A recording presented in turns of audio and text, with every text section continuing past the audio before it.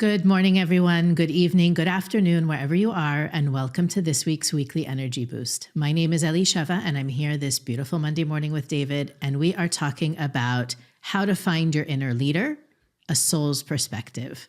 This week, the energy supports us to step up, and not only in stepping up, as we talked about last week, also to leave behind the aspects of our journey and our challenges and our reactions to those challenges that no longer serve us.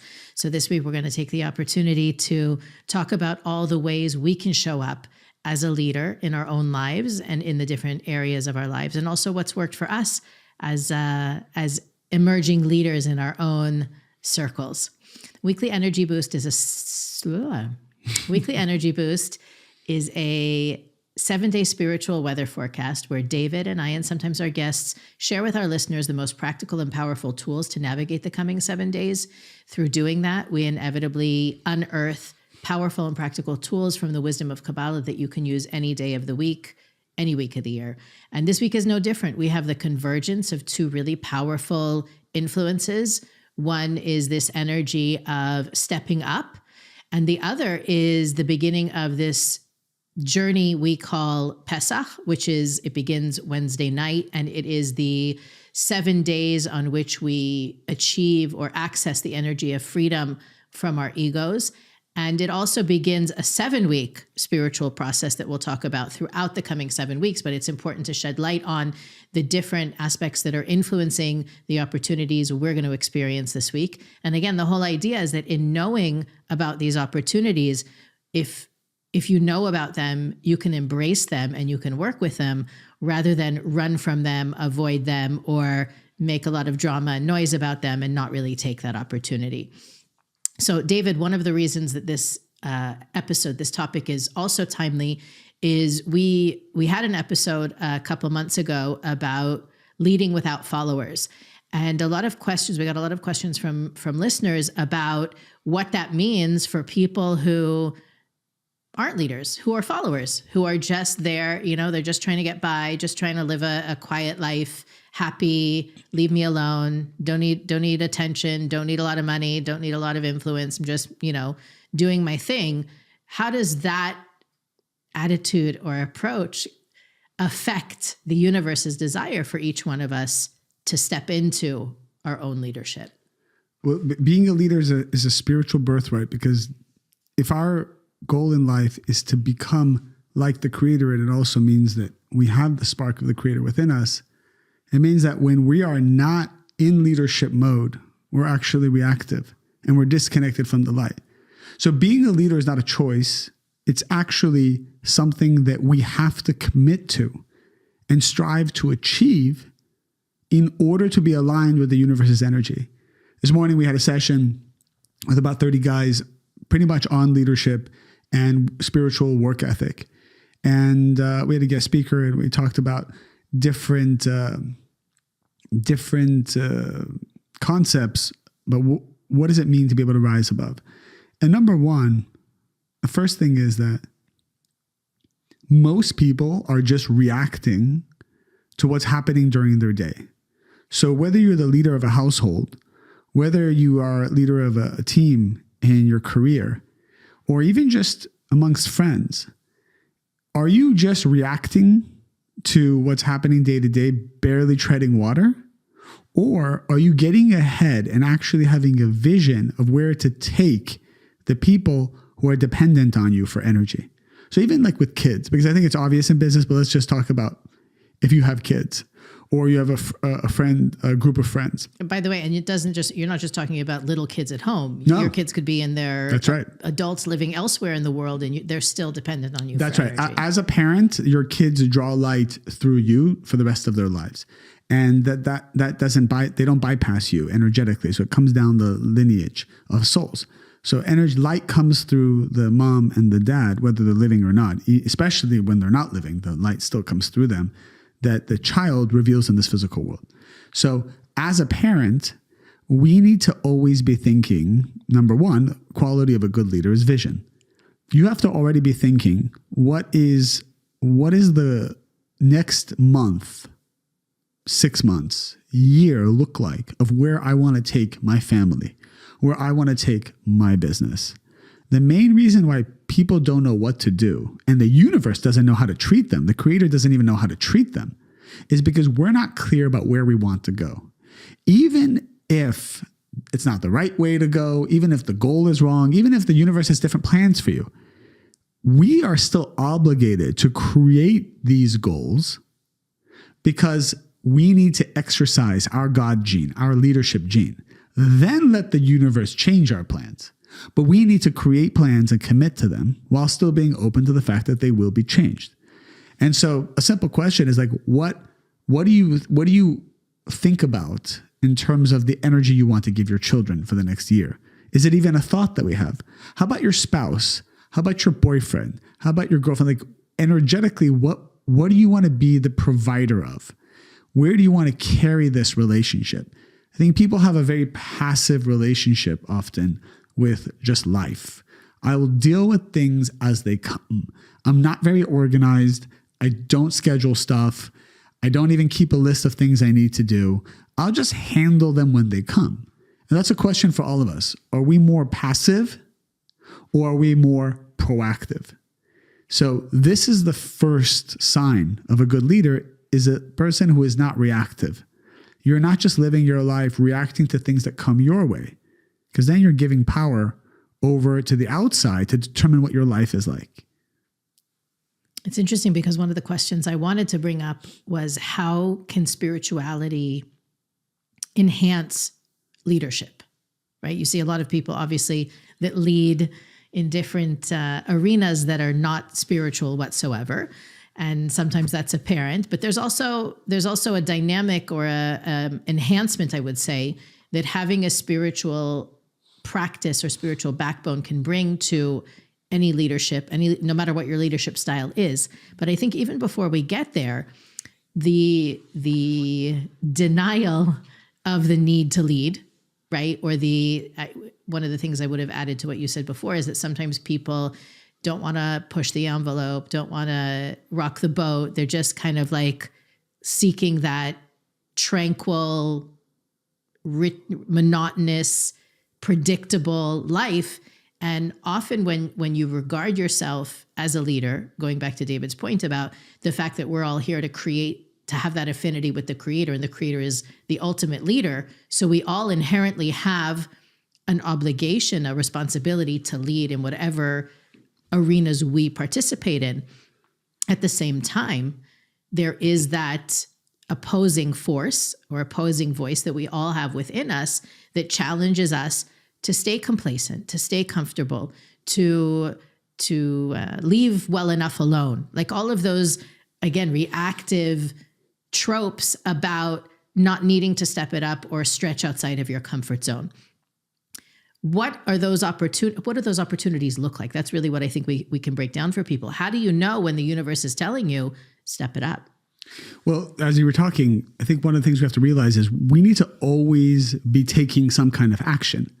Even waiting for a message, waiting to not make a decision is an action you decide to take. We have to audit our lives and ask ourselves how much of it is just us reacting and playing catch up. Most people feel like they're drowning.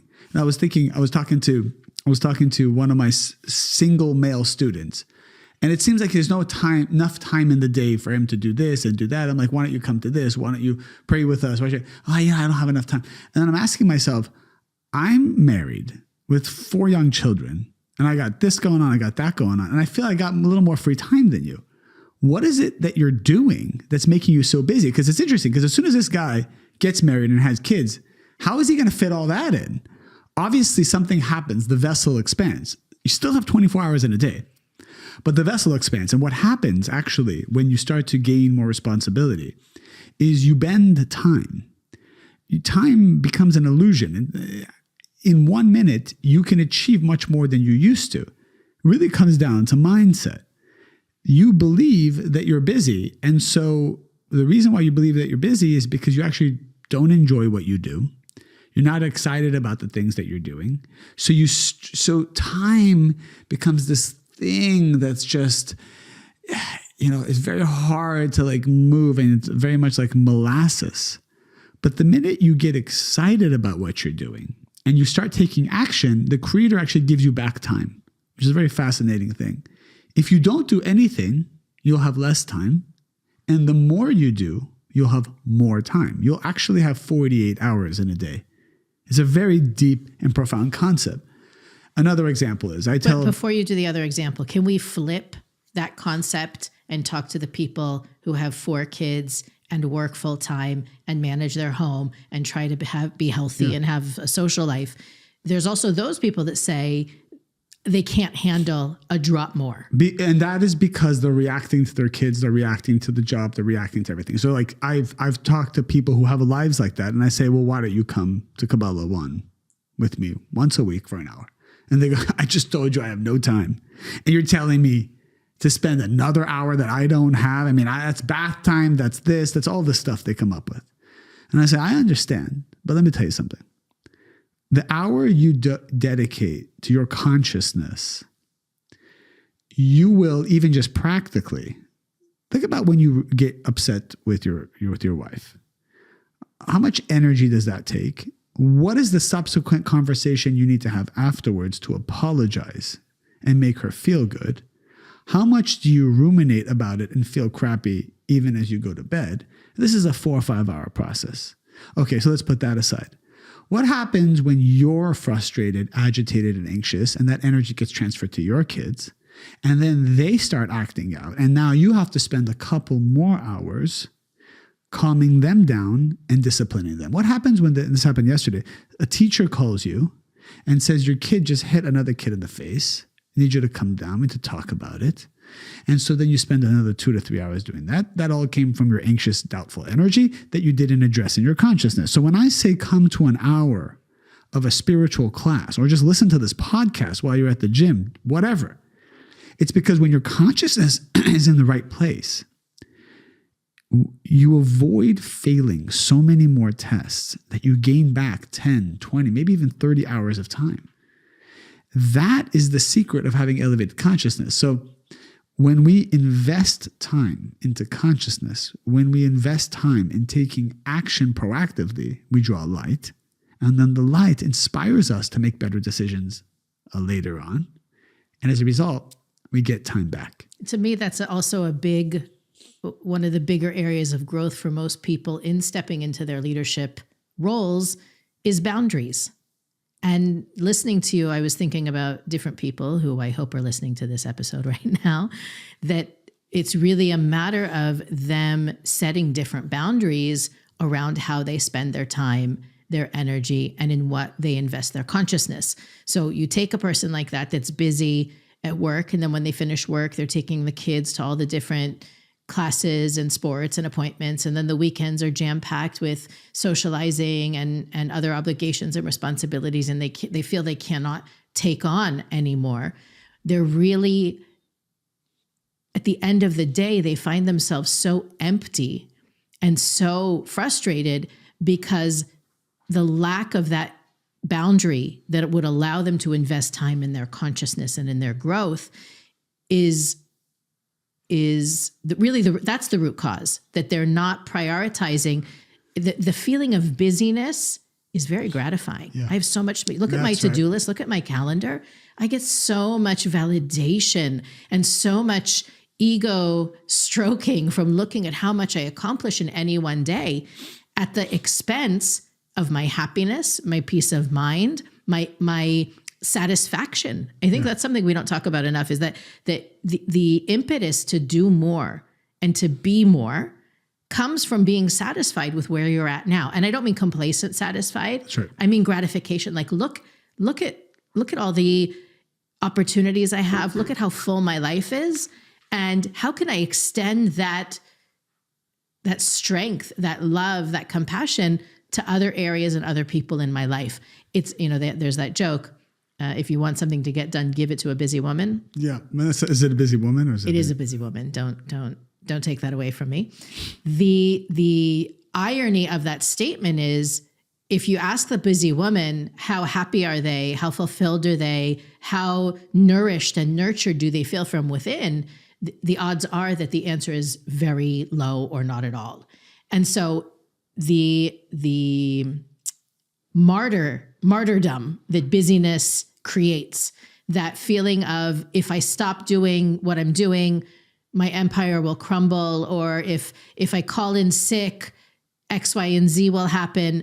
One of the things we need to do is check in with ourselves and see, am I nurturing myself, and am I nourished enough energetically and spiritually and consciousness-wise to really say, I am showing up in all these areas of my life. Being physically there doesn't mean you're present. You know, you can sit at the dinner table with your family and not be there. I mean, raise your hand right now if you've done that in the last week, that you're physically in the room, but your desire isn't there, your mental capacity isn't there, your heart isn't there because you're thinking about all the other things you need to do. So this time that we're in right now, right, we're heading up to the full moon of the month of Aries. That sense of pressure is mounting. It's not going down, it's increasing. And that's one of the reasons that this is the week to look at the to-do list and say, how much of it do I really need to be doing? How much of this is mine to do? How much of this can I delegate? And believe it or not, even if you're the head of your household, there are things on your to-do list that you can delegate to not only your children or your partner, but you can literally outsource. Like, there are people you can hire to do it, and you can say, okay, it's not in my budget right now, or I'm busy saving up for this. But in the long term, that expense becomes an investment in your growth and in your well-being, which benefits every other person you influence in your life. So it's a hard conversation to have in the middle of the month of Aries, when that cosmic pressure is really stressing us out. The reason it's stressing us out is so that the real barriers and blockages will rise to the surface, and we'll be able to have a genuinely clear look in the face of everything that's interfering and get rid of it. And there's two types of personalities. And we don't really realize this, and it's important that you ask yourself what kind of person you are. There are the people whose desire is to be busy. And so what happens is, subconsciously, they just look for stuff to fill their day. You don't even realize it. You actually attract drama just to fill the day. So, my day is free. I have free time. This cannot be. Something must fill it. Chaos. I don't care. Just come on in, fill the day. You don't realize it, but the reason why you're busy all the time and drained is because subconsciously you are excited about busyness, because it either makes you feel productive, even if there's no productivity. It makes you feel important or wanted, even though you're not actually doing anything important or as important. So then there are the people, and I think, I relate to this as more of the air sign, which is always looking for freedom. And so, I know for myself, I value free time. I think free time is where you can be creative. Free time is how you talk to the creator. Free time is how you can work on having a vision. Free time, if you want to be a leader, you want to be successful, you have to have free time. You have to have free time to ponder the next level instead of just treading water in the old level. Where do you have free time? And one of the best pieces of advice that I got from a mentor is, as soon as you find yourself doing something mundane at least 3 times, you have to find a way to delegate it. What's an example of that? What's an example of that? Let's say I have an assistant. And so I would always book my doctor appointments. I'll buy little things, like say I need a pair of shoes. I'll buy that. And I like to just control. It's easier just just go in, control that, book it myself, book the flights myself, whatever we do.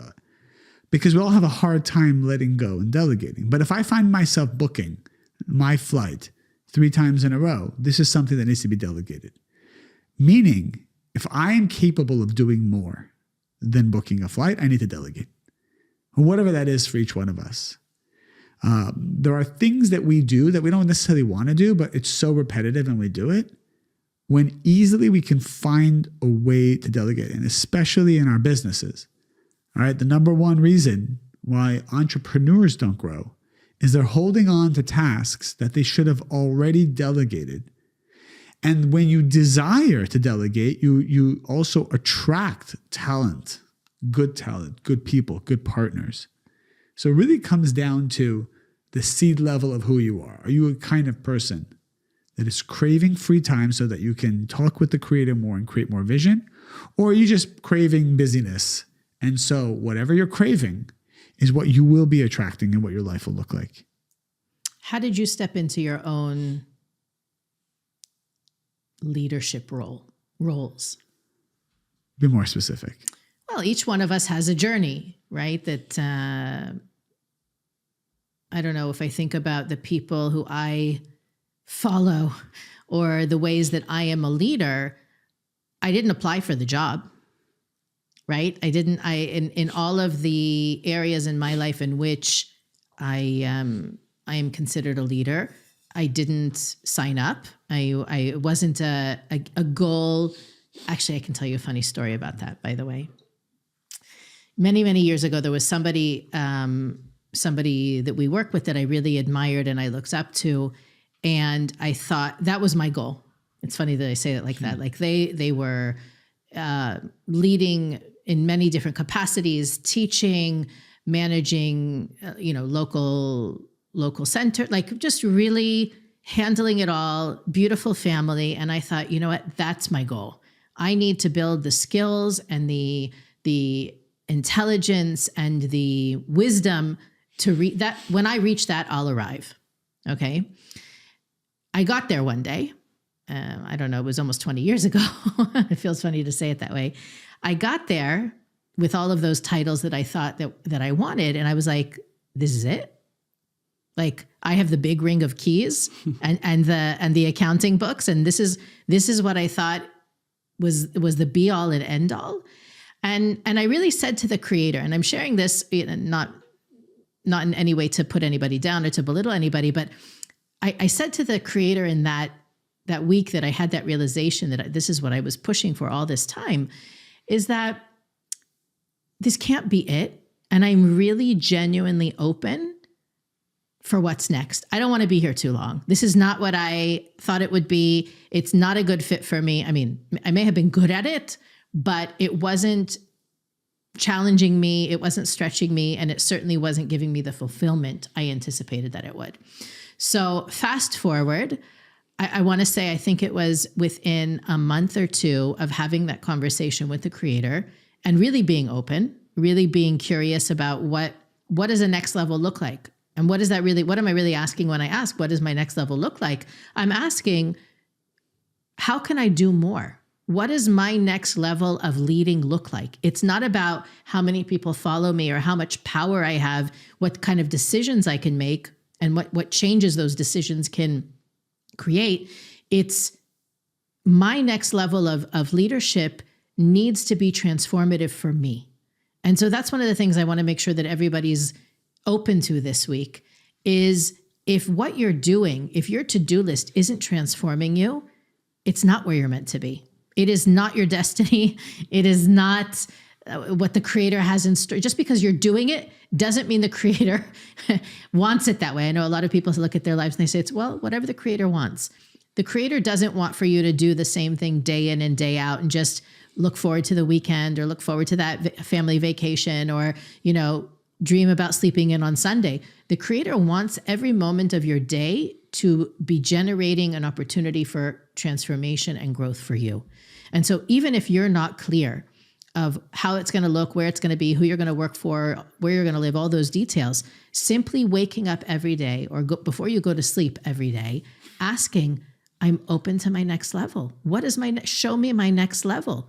And really being open. For me personally, it meant a sudden and drastic move to a different city, to a different department, to a different job and responsibility and team of people to work with that I didn't understand initially and was kind of disappointed with, but obviously was my next level. Once I said it, I leaned into it and I embraced it. And I encourage everybody to be open to that now, because this is also that time of year where we're generating energy for our next level to unfold. We'll close with this. To lead means also you're not having other energies, thoughts, doubts, desires leading you. So a lot of times people are waiting for an apology, waiting for respect, waiting for clarity, waiting for someone to do something that I expect them to do to improve my life. All of this waiting means you're in a reactive state and not aligned with leadership energy. This is the week that the universe can make clear for us. Move forward and allow others to follow you. Stop being someone who's reactive to everyone else's approval and energy. No one finds that physically or spiritually attractive. Everyone wants to be inspired by strength, by heroism, by someone who is going forward into the unknown. When was the last time you moved into the unknown? When was the last time you took a risk that you felt was right, but was scary and dark? Move forward, even if it's by inches. I'm not saying jump in like something crazy, but are you inching forward? Every day, inch forward. I actually like the inch approach, because people who try to do big splashy let goes, it always backfires for some reason. There's usually collateral damage. There's a lot of collateral damage. Then you feel dejected from it and uninspired, and then you retreat back and then you never try it again. So inching forward every day, checking off something off your list every day, one at a time, that's what chips away at the opponent. When you start to go big, you wake up the dragon. You do not want to go to war with a dragon. Let the dragon sleep. Just slowly give him paper cuts until there's 1,000 of them and he dies. That's honestly the way we need to approach it. Do you have a short anecdote you can share with us about your own journey as a leader? I will say that it's very important to work with, to hire, to spend time with people who win. Forget about what they say. Forget about how they act. Look at their life. Look at their past. Are they winning? Are they achieving? Are they accomplishing? Or are they always having drama? Always kind of like saying one thing but doing another thing. Life, when you look at people's track record in history, which is really the only indicator of confidence in a human being, it's very telling. Now, of course, people can change and all that, but I think that there are, you only have room for like 5% of those experiments where this person has a horrible track record, but you know what? I'll give them a chance. You can't have everyone in your life be like that. You know, I see this with relationships all the time. Like, there are yellow flags. This person is on their 4th marriage. That's a yellow kind of red flag. Bad track record. Why now? Is everybody dying? Okay, well, why are they dying? Right? There's these Netflix documentaries about it too. But you got to look into that. Don't be naive about it. Obviously, I'm being exaggerating with the 4 marriages, but even if there's a 45-year-old guy you're dating who's never been married before, that doesn't mean he's not eligible. It means there's some funkiness and some expectations that he has which are not realistic. And you need to get to the bottom of that right away, as opposed to thinking you just became the lucky one because he's waiting for his soulmate. So look for winners. Both can be true. There can be funkiness and he can be waiting for his soulmate. But both are true. But I like people to walk in with eyes wide open and common sense. Spend time with people who are winning. Spend time with people who are breaking through their fears, who are achieving, because that's the energy that you need to feed off of to achieve your leadership. Read biographies about leaders. This is something that one of our students just shared. Read, and there's so many books out there from great entrepreneurs, great leaders for the last hundreds of years, how they did it. extract their consciousness, download it, and it can be part of your life. Love that. Thank you, David. That was really, we're ending on a high note. Weekly Energy Boost is available at all podcast platforms, YouTube, Facebook, and Instagram. You can visit us at weeklyenergyboost.com, where you'll find more information about the things that we think are interesting for our listeners to learn about, as well as the opportunity to contribute to make our podcast possible. You can click the donate button at weeklyenergyboost.com. And as always, please continue to like, rate, review, and of course, share. You may know somebody who's struggling to step into their own leadership shoes right now, and hopefully this wisdom can inspire them as it has you, hopefully. And we'll see you next week on the Weekly Energy Boost.